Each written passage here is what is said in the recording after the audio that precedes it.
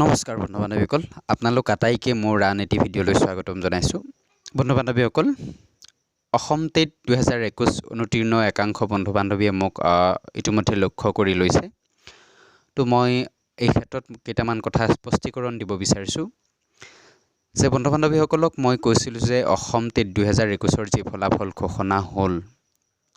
সেই ঘোষণাৰ পিছত পুনৰবাৰ যে ৰি-এক্সামাইন হ'ব তাক লৈ মই সন্দেহ কৰি মই এটা ভিডিঅ' প্ৰস্তুত কৰিছিলোঁ অৱশ্যে সেই কথা মোৰ নিজৰ নাছিল বা সেয়া মোৰ সিদ্ধান্ত বা মত মোৰ নাছিল সেয়া এক বিশ্লেষণ আছিল মই সিদ্ধান্ত দিব পৰাকৈ বা মই চৰকাৰৰ নীতি ফলাব পৰাকৈ মোৰ ইমানখিনি ক্ষমতা নাই অসম চৰকাৰে যি ভাবিছে শিক্ষামন্ত্ৰী মহোদয়ে যি কৰিছে তাক মই কেতিয়াও সলাব নোৱাৰোঁ তো শিক্ষামন্ত্ৰী মহোদয়ৰ এটি সাক্ষাৎকাৰ এটা ব্যক্তিগত চেনেলৰ সাক্ষাৎকাৰত কোৱা কথা এটিক মই বিশ্লেষণ কৰি কৈছিলোঁ যে অসম টেটৰ ফলাফল প্ৰকাশৰ পিছত পুনৰবাৰ যে ৰি-এক্সামাইন হ'ব তাত সন্দেহ আছে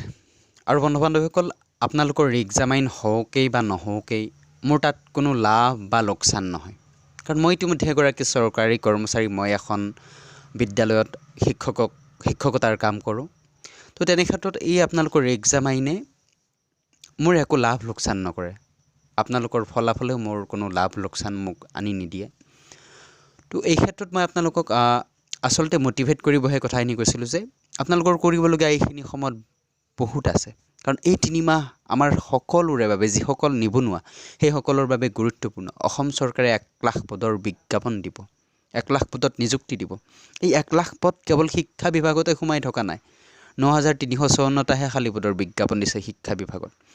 তো আপোনালোকে যদি ৰি-এক্সামাইন আপোনালোকে আন্দোলন কৰি কেছ কৰি যদি ৰি-এক্সামাইন কৰিব পাৰে যদি আপোনালোকে সেই হিচাপে ফলৱতী হয় বা ফলপ্ৰসূ হয় আপোনালোকৰ চেষ্টা তেনেহ'লে কথা নাই কিন্তু আপোনালোকৰ যদি সেয়া কৰিবলৈ গৈ এফালেও নহয় আৰু ইফালেও যদি আপোনালোকৰ যদি অধ্যয়নটো যদি আগবঢ়াই নিব নোৱাৰে এই 1 লাখৰ ভিতৰত যদি আপোনালোক সোমাব নোৱাৰে কেৱল টেটক লৈ মাথা মাৰি থাকোঁতে তেনেহ'লে আপোনালোকৰ জীৱনৰ এটা ডাঙৰ ক্ষতি হ'ব সেই ক্ষতিটোৰ কথা চিন্তা কৰিহে মই আপোনালোকক আচলতে সেই ভিডিঅ'টোত কৈছিলোঁ তো বন্ধু বান্ধৱীসকল একাংশ বন্ধু বান্ধৱীৰ যি অনুতীৰ্ণ বন্ধু বান্ধৱীৰ একাংশৰ মানসিকতা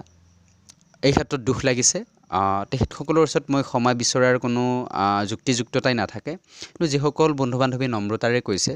তেখেতসকলৰ মই ওচৰত ক্ষমা বিচাৰিছোঁ যদি কিবা ভিডিঅ'টো যদি আঘাত কৰিছে তাৰ বাবে মই ক্ষমা প্ৰাৰ্থী কিন্তু এয়া নহয় যে মই কেইটামান ভিউজ ছাবস্ক্ৰাইবৰ বাবে একাংশ ইউটিউব চেনেলৰ দৰেকৈ বা ইউটিউবাৰৰ দৰেকৈ আপোনালোকক উচতাই মই জোলটো মই খাম মই তেনেকুৱা নহয় মই চিধা চিধিকৈ কওঁ আপোনালোকৰ ভালৰ বাবেই কওঁ যি কওঁ তো বন্ধু বান্ধৱীসকল ইমানখিনিয়ে কথা আছিল কিবা যদি ভুল হৈছে বা কিবা যদি আপোনালোকে মানসিক আঘাত পাইছে মোৰ ভিডিঅ'টোৰ পৰাই বা কৰবাত যদি ডিমোটিভেট হৈছে মই তাৰ বাবে ক্ষমা বিচাৰিম আৰু যদি আপোনালোকে অৱমূল্যায়ন কৰিছে মোৰ কথাখিনি তেনে ক্ষেত্ৰত মই ক্ষমা বিচাৰাৰ কোনো যুক্তিযুক্ততাই নাই তো বন্ধু বান্ধৱীসকল ইমানখিনিকেই ক'লোঁ আপোনালোকে ৰি-এক্সামাইনৰ বিষয়টো যদি পাৰে আগুৱাই লৈ যাওক কিন্তু তাৰ সমানে আপোনালোকে নিজৰ অধ্যয়নটো এৰি নিদিব কাৰণ 1 লাখ পদত অসম চৰকাৰে যিহেতুকে নিযুক্তি দিব গৈ আছে আপোনালোকে এইটো ভুল কেতিয়াও নকৰিব কাৰণ অপশ্যন সদায় দুটা লাগে এইটো নহ'লে এইটো হ'বই বা দুটাতকৈ এটা ৰাখি নথব মুঠতে যাতে এইটো নহ'লে এইটো হয় তেনেকুৱা এটা অপশ্যন ৰাখি থ'ব আৰু জব মেলাৰ পৰা দেখা গৈছে অসমত নিবনুৱাৰ সংখ্যা কিমান আছে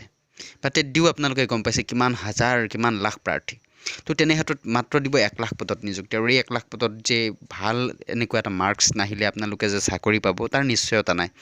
তো এইখিনিকে ক'লোঁ বন্ধু বান্ধৱীসকল তো আপোনালোকক আৰু এটা কথা কৈ থওঁ যে এই আন্দোলন বা ৰি-ইভ্যালুৱেশ্যন নামত বহুত আন্দোলন হ'ব কেছ হ'ব তাৰ যোগেদি একাংশ মানুহৰ টকা পইচা ঘৰ গাড়ী হ'ব তো আপোনালোকৰ একাংশৰ মূল্যৱান সময় অথলে যাব অসম চৰকাৰৰ মুখ্যমন্ত্ৰী ডাঙৰীয়া যথেষ্ট সক্ৰিয় মানুহ তেওঁ সকলো ফালৰ পৰাই অভিজ্ঞ মানুহ গতিকে আন্দোলনক ভয় কৰা তেখেত মানুহ নহয় গতিকে তেখেতৰ কাম তেখেতে কৰি যাবই আৰু মেৰ ভিতৰত 1 লাখ নিযুক্তি দিবই 1 লাখ নহ'লে 50,000 দিম বুলি কৈছে দিবই তো এই ক্ষেত্ৰত ৰি-ইভ্যালুৱেশ্যনটো কিমান দূৰ সম্ভৱ আপোনালোকে নিজেই বিবেচনা কৰি চাব মই আৰু নতুনকৈ নকওঁ তো বন্ধু বান্ধৱীসকল ইমানখিনি ক'লোঁ যদি ভিডিঅ'টো ভাল পাইছে তেনেহ'লে লাইক কমেণ্ট আৰু শ্বেয়াৰ কৰিবলৈ নাপাহৰিব লগতে চেনেলটো ছাবস্ক্ৰাইব কৰি দিব ধন্যবাদ